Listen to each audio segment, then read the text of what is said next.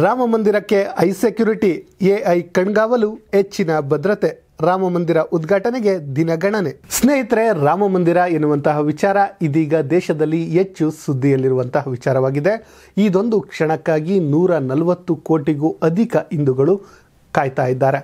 ಇಂತಹದೊಂದು ಕ್ಷಣವನ್ನು ಇತಿಹಾಸದಲ್ಲಿ ನೆನಪಿನಲ್ಲಿ ಉಳಿಯುವಂತೆ ಮಾಡುವಂತಹ ಕೆಲಸಕ್ಕೆ ಇನ್ನಿಲ್ಲದ ಸಕಲ ಸಿದ್ಧತೆಗಳು ಆಗ್ತಾ ಇದ್ದಾವೆ. ಇಂತಹ ಒಂದು ಸಂದರ್ಭಕ್ಕೆ ಇದೀಗ ಹೆಚ್ಚಿನ ಬಿಗಿ ಭದ್ರತೆಯನ್ನು ನೀಡಲಾಗ್ತಿದೆ.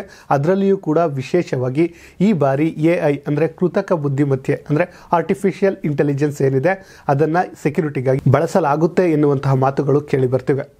ಹಾಗಾದರೆ ಈ ರಾಮ ಮಂದಿರ ಉದ್ಘಾಟನೆಯ ದಿನ ಏನೆಲ್ಲ ಸೆಕ್ಯೂರಿಟಿ ಇರುತ್ತೆ, ಇಷ್ಟೆಲ್ಲ ಸೆಕ್ಯೂರಿಟಿಗೆ ಕಾರಣವೇನು, ಅದೆಲ್ಲವನ್ನು ನಿಮ್ಮ ಮುಂದೆ ಇಡುವಂಥ ಕೆಲಸವನ್ನು ನಾವು ಮಾಡ್ತೀವಿ. ರಾಮ ಸದ್ಯ ಭಾರತದ ಹಿಂದೂಗಳ ಹೃದಯದಲ್ಲಿ ನೆಲೆಸಿರುವ ದೇವರು. ಇಂತಹ ದೇವನಿಗೆ ಮಂದಿರವನ್ನು ಕಟ್ಟಲಾಗಿದ್ದು ಉದ್ಘಾಟನೆಗೆ ದಿನಗಣನೆ ಶುರುವಾಗಿದೆ. ಇದೇ ಜನವರಿ 22ರಂದು ಉದ್ಘಾಟನೆಗೆ ಮುಹೂರ್ತ ಕೂಡ ಫಿಕ್ಸ್ ಆಗಿದೆ. ಇದರ ನಡುವೆ ಹಲವು ವಿಚಾರಗಳು ಮುನ್ನೆಲೆಗೆ ಬರ್ತಿವೆ. ವಿಶೇಷವಾಗಿ ರಾಮ ಮಂದಿರದ ನಿರ್ಮಾಣದ ಭವ್ಯತೆ, ಶ್ರೀರಾಮನ ಶ್ರೀಮಂತಿಕೆಯ ಬಗ್ಗೆ ನಮ್ಮೆಲ್ಲರಿಗೂ ಗೊತ್ತಿರುವಂಥದ್ದೇ. ರಾಮ ಮಂದಿರದ ಕಟ್ಟಡದ ತಂತ್ರಜ್ಞಾನ ಸೇರಿದಂತೆ ಎಲ್ಲವೂ ಚರ್ಚೆಯಾಗ್ತಿದೆ. ಇನ್ನು ಪ್ರಧಾನಿ ನರೇಂದ್ರ ಮೋದಿಯವರೇ ಈ ದಿನದಂದು ಇಡೀ ದಿನ ಉಪವಾಸವಿದ್ದು ಇಂತಹದ್ದೊಂದು ಪೂಜೆಯನ್ನು ನೆರವೇರಿಸಿಕೊಳ್ಳಲಿದ್ದಾರೆ ಎನ್ನುವಂಥದ್ದು ಕೂಡ ಸುದ್ದಿಯಾಗ್ತಿದೆ. ಅಲ್ಲದೆ ಮೂಲೆ ಮೂಲೆಯಿಂದ ಅಂದರೆ ದೇಶದ ಮೂಲೆ ಮೂಲೆಯಿಂದ ಭಕ್ತ ಸಾಗರವೇ ಹರಿದು ಬರಲಿದೆ. ಇನ್ನು ರಾಮ ಮಂದಿರ ಕೂಡ ಇದಕ್ಕಾಗಿ ಸಕಲ ಸಿದ್ಧತೆಗಳನ್ನು ಮಾಡಿಕೊಂಡಿದೆ. ಇನ್ನು ರಾಮ ಮಂದಿರದ ಟ್ರಸ್ಟ್ ಏನಿದೆ ಅದು ಕೂಡ ಹಲವರಿಗೆ ಆಹ್ವಾನವನ್ನು ನೀಡಿದೆ. ನಿಮ್ಮೆಲ್ಲರಿಗೂ ಗೊತ್ತಿರುವಂತೆ ಪ್ರಮುಖ ಮಠಮಾನ್ಯಗಳಿಗೆ ಈಗಾಗಲೇ ಏನು ಆಹ್ವಾನವನ್ನು ನೀಡಲಾಗಿದೆ. ಅದರಲ್ಲಿ ಬಾಲ ಗಂಗಾಧರನಾಥ ಸ್ವಾಮೀಜಿ ಏನಿದ್ದಾರೆ ಅವರಿಗೆ ಕೊಟ್ಟಿದ್ದಾರೆ. ಸಿದ್ಧಗಂಗಾ ಸ್ವಾಮೀಜಿಗಳಿರಬಹುದು, ಶೃಂಗೇರಿ ಸ್ವಾಮಿಗಳಿರಬಹುದು, ಇವರೆಲ್ಲರಿಗೂ ಆಹ್ವಾನವನ್ನು ಕೊಟ್ಟಿದ್ದಾರೆ. ಅದಷ್ಟೇ ಅಲ್ಲದೆ ದಕ್ಷಿಣದ ಪ್ರಮುಖ ನಟರಿಗೂ ಕೂಡ ಈ ಆಹ್ವಾನ ಪತ್ರಿಕೆ ತಲುಪಿದೆ. ಅಂದರೆ ನಮ್ಮ ಕರ್ನಾಟಕದಲ್ಲಿ ಯಶ್ಗಿರಬಹುದು, ರಿಷಬ್ ಶೆಟ್ಟಿಗಿರಬಹುದು, ಚಿರಂಜೀವಿಗಿರಬಹುದು, ಕಮಲ್ ಹಾಸನ್ಗಿರಬಹುದು, ಹೀಗೆ ಹಲವಾರು ನಟರಿಗೆ ಈ ಆಹ್ವಾನ ಸಿಕ್ಕಿದೆ. ಇದಷ್ಟೇ ಅಲ್ಲದೆ ಏನು ದಾವೆಯನ್ನು ಹಾಕಿದ್ರು ಈ ಮೊದಲು ಅಂದರೆ ಬಾಬ್ರಿ ಮಸೀದಿಯ ಪರವಾಗಿ ಅವರಿಗೂ ಕೂಡ ಆಹ್ವಾನ ಸಿಕ್ಕಿರುವಂಥದ್ದು.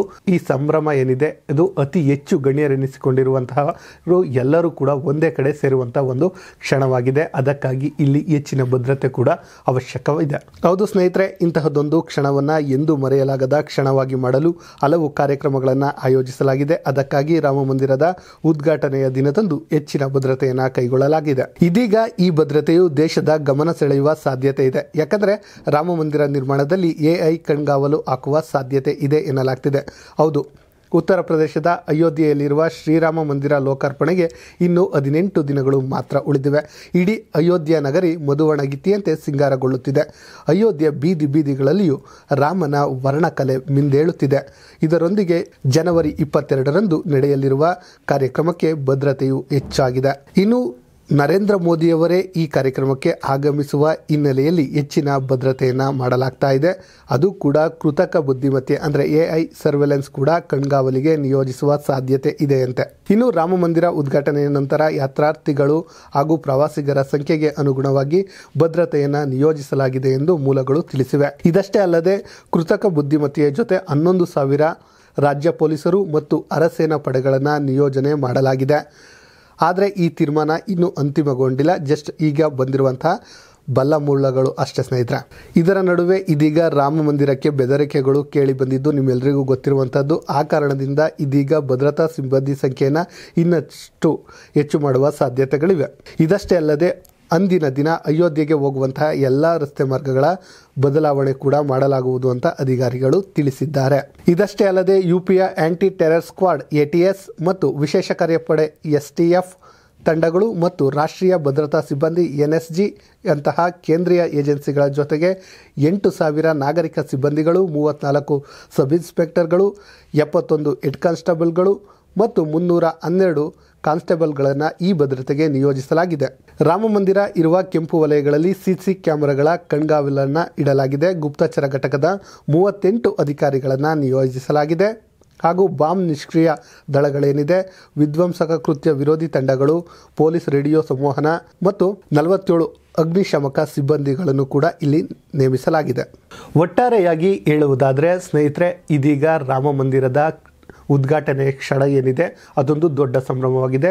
ಪ್ರಧಾನಿ ಮೋದಿಯವರೇ ಖುದ್ದು ಇಲ್ಲಿ ಹಾಜರಾಗ್ತಿರುವಂತಹ ಕಾರಣ ಇಲ್ಲಿ ಹೆಚ್ಚುವರಿ ಭದ್ರತೆ ಬೇಕಾಗಿದೆ, ಅನಿವಾರ್ಯವೂ ಕೂಡ ಆಗಿದೆ. ಆ ಕಾರಣದಿಂದಾಗಿ ಇದೀಗ ರಾಮ ಮಂದಿರ ಉದ್ಘಾಟನೆಯ ದಿನವನ್ನು ಅತಿ ದೊಡ್ಡ ಕ್ಷಣವಾಗಿ ಪರಿಗಣಿಸಿದ್ದು ಹೆಚ್ಚಿನ ಭದ್ರತೆಯನ್ನು ನೀಡಲಾಗ್ತಾ ಇದೆ. ಅದರಲ್ಲಿ ವಿಶೇಷ ಏನಪ್ಪಾ ಅಂದರೆ ಇದೀಗ AI ತಂತ್ರಜ್ಞಾನವನ್ನು ಬಳಸುವಂತಹ ಯೋಚನೆ ಕೂಡ ಮಾಡಲಾಗ್ತಿದೆ. ಆದರೆ ಇನ್ನೂ ಇದರ ಬಗ್ಗೆ ಸಂಪೂರ್ಣ ಮಾಹಿತಿ ಇಲ್ಲ, ಬಳಸಬೇಕು ಎನ್ನುವಂಥ ಮಾಹಿತಿ ಮಾತ್ರ ಇದೆ. ಇದೆಲ್ಲದಕ್ಕೂ ಜನವರಿ 22ರಂದು ನಮಗೆ ಉತ್ತರ ಸಿಗುತ್ತೆ ಅಂತ ಹೇಳ್ತಾ ಇವತ್ತಿನ ಈ ಸ್ಟೋರಿಯನ್ನು ಮುಗಿಸ್ತಿದ್ದೇವೆ. ಇಂತಹದ್ದೇ ಸುದ್ದಿಗಾಗಿ ನೋಡ್ತಾ ಇರಿ ಲೈನ್ TV ಕನ್ನಡ.